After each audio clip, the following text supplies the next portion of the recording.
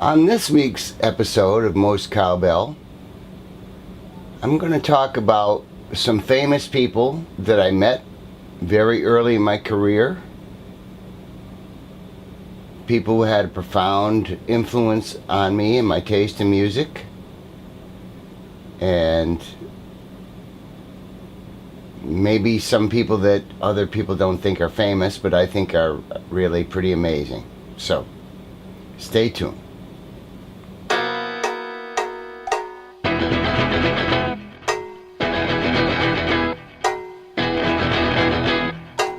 You've heard of more cowbell.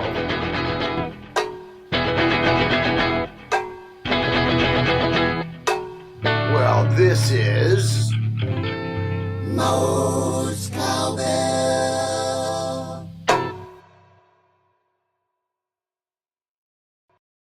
Next famous person that I met after that was Chuck Berry. That was June 18th, 1968. We were the opening act for the show. B.B. King was the next one, and then after that was Chuck Berry with Soft Droid Underbelly as his backup band. B.B. King got there and he said, "Nah, I don't wanna play last. I'll open the show, then the Soft Droid Underbelly, then Chuck can play." It was very awkward for us because we had to follow B.B. King, who was absolutely great. You know, he had the two horns, trumpet and sax, keyboard player. He played the only guitar and the bass and drums. Now, the funny thing is that Francis Clay was also playing with B.B. King. So I got to see Francis and we hung out. So here's a little bit more about that Chuck Berry story. We were supposed to play for 5 nights with Chuck Berry at this club, West Greenwich Village. The club was called Generation. The first night we get there early in the day because we're setting up and we're gonna sound check and all this other stuff.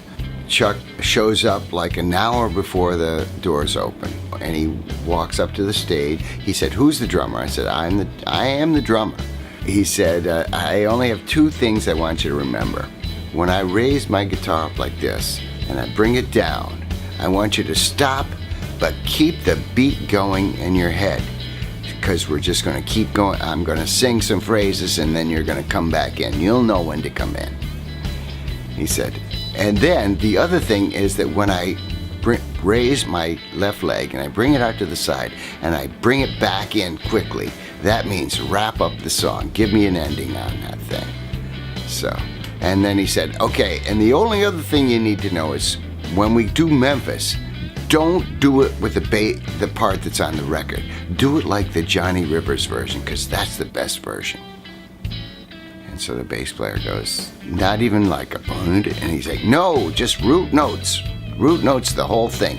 Root notes, quarter note. Boom, boom, boom, boom, boom, boom, boom, boom." So Andy, our bass player, said, "Okay, I got it." You know, and he said, and he played it a little bit and goes, yeah, that's like it. Okay, good.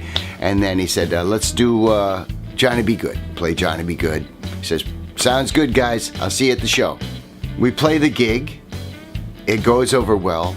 I was astounded by the strength of Chuck Berry's voice. I mean, he was a strong singer. He really, he made the PA sound twice as loud.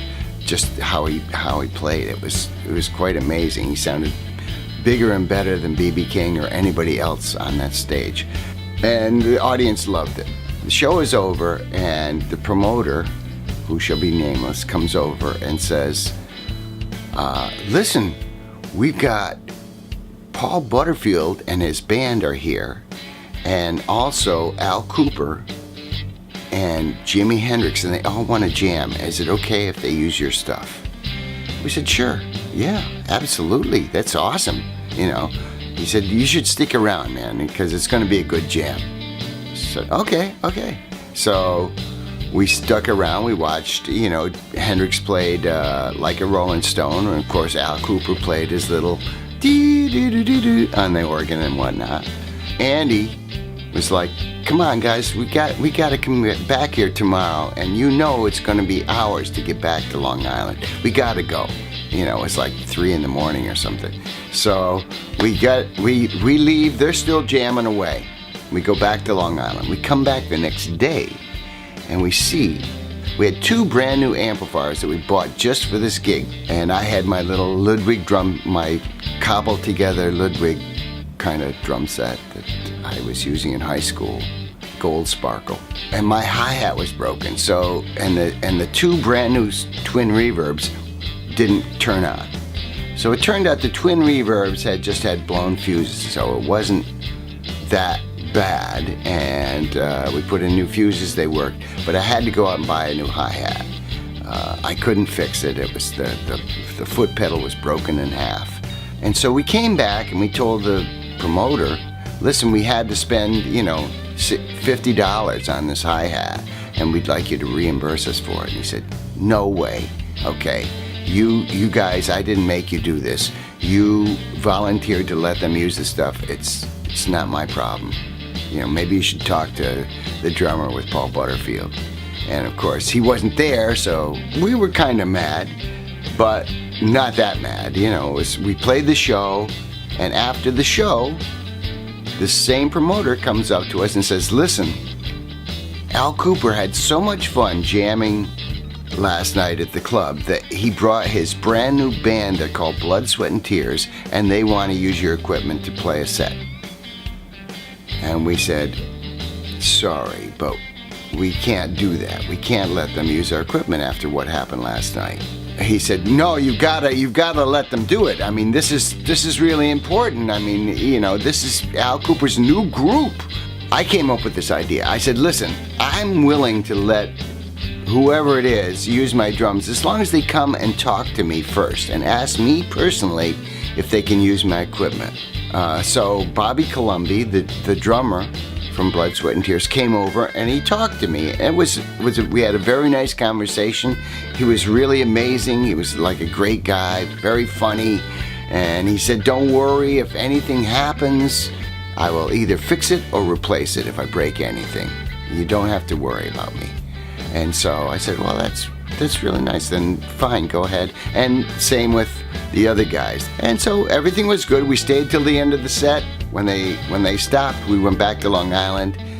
We come back the next day in the afternoon, and we see all our equipment is off to one side, and there's a new band on stage practicing with Chuck Berry. And the club owner, the promoter, says, you guys, you're fired. So we got fired from the gig and we left. We took our equipment and left. We didn't stay for the show or anything like that or say goodbye to Chuck. That was disappointing that we got fired for just standing up for ourselves. But 2 years later, we were auditioning for Clive Davis. So we go into this room and there's 4 chairs. We set up all our equipment. There's 4 chairs like in the middle of the room. There's nobody on the chairs. And we're all ready to go, and then Sandy Perlman says, you guys ready? And we said yes. Clive Davis comes in first, and with him is Patti Smith, Harry Nilsson, and my buddy, Bobby Colombi. And when I saw Bobby, and he smiled, and he starts grinning, and he starts cracking jokes, and I was like, oh, we got this. We so got this.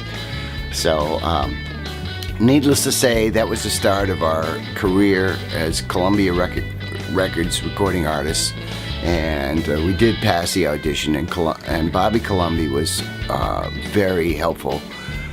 So you never know when things, you know, it doesn't. Sometimes it might not seem like it's worth it to stick up for yourself, but it always is. It always is worth it to stick up for yourself. So anyway, I hope you like my little story. Remember, if you haven't subscribed already, click on that subscribe button. I think it's over there. And leave comments in the comment section. And have a great week. See you next week.